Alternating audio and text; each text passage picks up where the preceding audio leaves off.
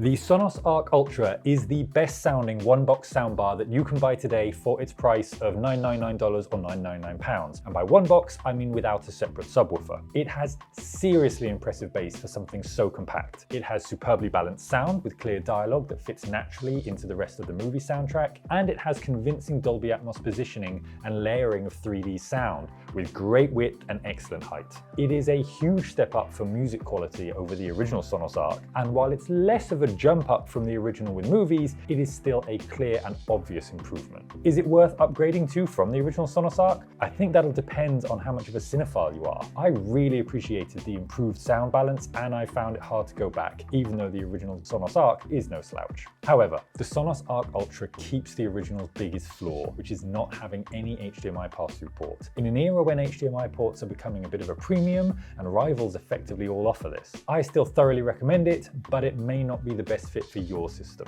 And for those wondering about Sonos's app, I had no problem setting it up, playing with different configurations and changing the settings. I'm reviewing the Sonos Arc as a single soundbar here, although I have tested it with the sub 4 and rear speakers, and I'll talk about that experience as well. Features.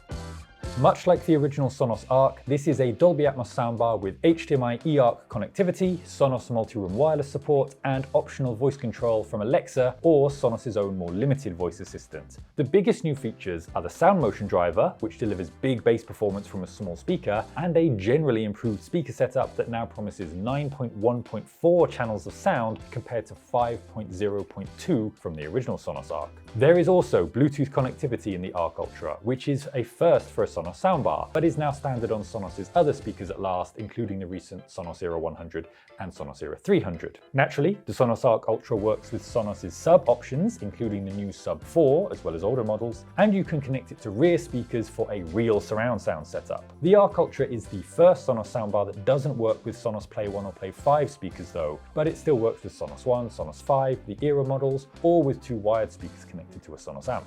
Sonos's TruePlay room tuning tech is here, and it's finally available on Android in a new Quick version, which is also available on iOS. This new version will probably be preferable for a lot of people because it's much easier. It uses the Arc Ultra's own mic array to test your room using a series of pet alarming tones to adjust the system's sound for better precision and Dolby Atmos surround effects. On iOS, it still asks me to hold my phone where I sit for some set measurements there first, which is what the full TruePlay system does, but then I didn't have to walk around the room waving my phone up and down as in the old system. The biggest flaw in the Sonos Arc is the lack of any HDMI pass-through ports. Most premium soundbars today have more than one HDMI port, one to connect to your TV, and then at least one other that passes video through to your TV so that you don't lose the use of one of your HDMI ports for connecting consoles or other video boxes. This is doubly annoying in the majority of TV models available today, which only have two HDMI 2.1 ports that support 4K 120Hz for gaming.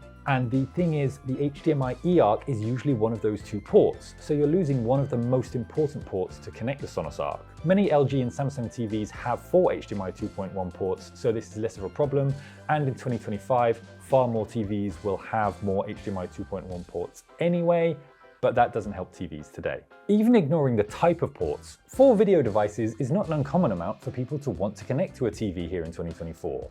And yet, if you have the Sonos Arc Ultra, you can only connect 3 devices plus the Sonos. It's so frustrating, given that this was a fair complaint we had about the original Sonos Arc when that launched back in 2020. I've spoken to Sonos about this, and the company's stance has always been that HDMI pass-through adds complexity and it wants its soundbars to be as simple as possible. But that only holds true if someone doesn't then have to deal with the headache of what a good solution is if they want to connect more devices than they have 3 ports. I think Sonos has simply offloaded that complexity to users. The other notable issue is a lack of DTS decoding. This is not a big problem if your TV or playback device will decode DTS HD to LPCM, as many will. I had a great time playing DTS HD Blu-rays while testing the Sonos Arc Ultra and getting the big, powerful, high-quality sound I was expecting. The lack of DTS-X is the more annoying part for purists, but really isn't a deal breaker for the majority of people. The Sonos Arc Ultra works with the audio swap feature of the Sonos Ace headphones, so you can watch anything that plays on your TV with great spatial audio on the headphones to avoid disturbing other people in the house. Sound quality. In my opinion, the Sonos Arc Ultra is the best sounding single box soundbar you can get for under $1,000 or £1,000. It delivers fulsome, balanced and exciting sound with clear speech and superb height and width. The Devialet Dion maybe does all this better as a single unit soundbar, but at around twice the price and at least twice the size, it's a harder sell in many ways. Dolby Atmos surround effects don't seem like they're coming from behind you, inevitably, but they feel like they reach you when they're movement effects in particular. Height channels have motion and precision despite being part virtual. Sonos claims 4 channels of overhead sound, but there are only 2 drivers, with the width drivers combining with the height drivers for a sense of 4 height channels, and it works great. Sound is layered very impressively in Dolby Atmos with a sense of 3D positioning across the whole space in front of you. Everything is an improvement over the original Sonos Arc. It's not quite night and day, but it's a clear step up anyway. That especially goes for speech clarity and Dolby Atmos effects in movies, with everything feeling just more expansive and more in the room than from the older soundbar.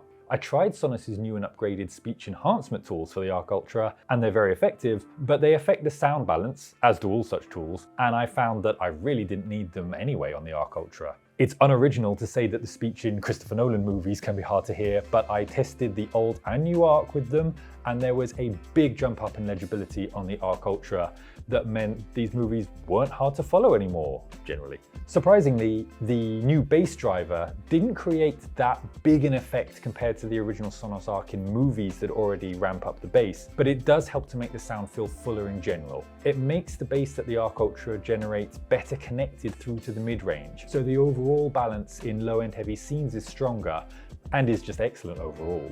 There's a good dispersal of the bass so that it doesn't feel too directional, and the impact is really pleasing for such a relatively compact soundbar. The Sound Motion bass speaker did really jump out during music though. This actually was a night and day difference from the original Arc, with a massive improvement across the whole frequency range. For music, the original Arc sounded relatively unclear and subdued compared to the Arc Ultra at the same volume. Having said that, I would still put the Arc Ultra essentially on a par with the Sonos Era 300 for music quality, which is half the price. It's easier to fill out that sound when you can be thick and tall, unlike a soundbar. Running TruePlay auto tuning helps the Dolby Atmos and finer details to come through more clearly, so I absolutely recommend doing it. There wasn't a clear difference between the quick version and the full version for my setup, so as I mentioned earlier, the quick version should be all that most people need to bother with. To repeat myself from the start of this section, I think the Arc Ultra delivers the best value cinematic experience from a single box soundbar. It's the best combination of a demure design, effective sound reproduction and 3D effects, and a reasonable price given what it can do. More expensive soundbars may do it better, but the actual package here is so good. Everything I've said about it here so far has been as a single unit, but I also tested it with the Sonos Sub 4 and Era 300 speakers in Sonos's full power ultimate system. I also tested it with the Sub 4 only, and then I slotted it and the Sub 4 into my existing setup, which uses Sonos One rear speakers. Make no mistake, despite the Sound Motion tech being very impressive for bass, the Sub 4 adds a whole new dimension of bass you can feel in frequencies that the soundbar alone simply cannot touch. You will literally get more from your movies with a big sub, although the Sub 4 comes at a premium of $799, so you are really paying to make that happen. In the full Elite surround mode with Era 300 units behind as well, you can really feel the overall power of the system. Even with one sub, you can connect a second, you can really feel the power of the low frequencies everywhere, with excellent fullness through to the mid-range and a clear separation of higher frequencies from that mix. It's a really well connected whole system in terms of sound. Even with my Sonos Ones as rear speakers, I felt like I was getting a different sound profile from the rears after TruePlay than with my original Sonos Arc and Sub Mini that I usually use. The rear speakers felt punchier and with a little more bass added to their sound profile, perhaps to match the broader sound profile the Bar and the Sub 4 are capable of compared to the original Arc. I feel that swapping the Arc for the Arc Ultra in my setup was a big upgrade, albeit one I enjoy most as someone who is obsessive over sound and setups. Perhaps someone more casual wouldn't find it as huge an upgrade as I did, but I loved it. Design.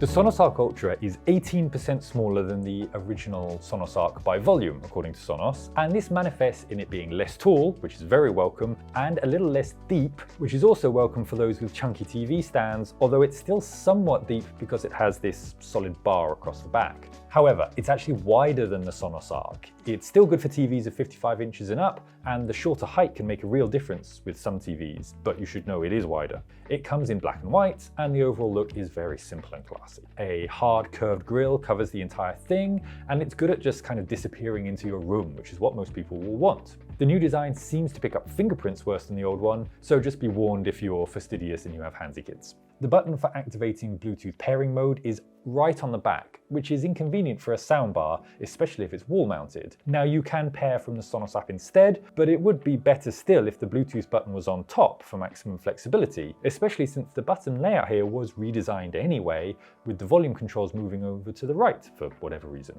In the middle, you still have the buttons to play, pause, and skip tracks. The switch to kill the voice control mics is also on the back and is turned on by default, so the privacy conscious should remember to flick this before getting it situated. Also on the back, you've got an Ethernet port, and then the power and HDMI ports are on the sides of the cutaway on the rear, just like they are on the original Arc. The Arc Ultra is wall mountable and works on the same mounts as the original Arc, which is really nice for upgraders, although some of the mount may become visible due to the change in size depending on the mount you have. Setup and usability. If you have read or watched anything about recent Sonos releases, you will have seen strong opinions about the new Sonos app. We can't post a video covering Sonos without a cascade of comments saying no one should ever buy Sonos again because of the state of the software. At the launch of the new app earlier in 2024, it was missing a lot of features, and a huge number of people had serious problems accessing or making changes to their systems. Now, at the time of this review, Sonos says that it has added 90% of the missing features back in and is committed to updates every 2 weeks to address bugs and performance issues while adding the remaining features back in. I had no problems at all setting up the Arc Ultra at home through the app, making the settings adjustment I needed, and then adding and breaking multiple different surround configurations while I tested all the different versions I mentioned. Everything went perfectly smooth first time for me. Now, the settings control of Sonos soundbars continues to be a slightly mixed bag. I think if you designed an app for controlling a soundbar as its first priority, rather than playing music as its first priority, you probably wouldn't bury as many settings like the speech enhancement tools that far down as Sonos has. I'd love to see Sonos change how it approaches its Now Playing screen when you're connected to HDMI, so it puts more emphasis on making settings instantly available to you instead of showing a complete lack of artwork. But setting everything up was smooth, and most people won't need to go back into the app really, especially if you won't connect other Sonos devices. As I mentioned, I found the speech clear enough without using the enhancement tools. I didn't think the EQ needed adjustment. True Play is suggested as part of the setup process, and I found that the Sonos Arc Ultra worked with my remote over HDMI CEC, but infrared is also enabled out of the box for volume control, so no tinkering required there. Value.